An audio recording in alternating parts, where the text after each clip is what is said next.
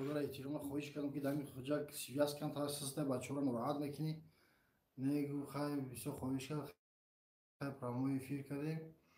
خب سحر نصیب باشه میریم تای سمونی ده چهارزمون میزنیم پراموی افیر بگیم. انشالله. چی گفتی؟ من مردم هم شامل تماشا میکنن. چی گفتی؟ ساعتی وقت ساعت چند؟ سحر پگاه ساعت 11 دوباره. باز مردم تماشا داره شما رو. آه. هیچ کار نمیگیم. انا پریکولا. حالا بگو. یک ساعت چون کس اینجا یه مهمان داریم.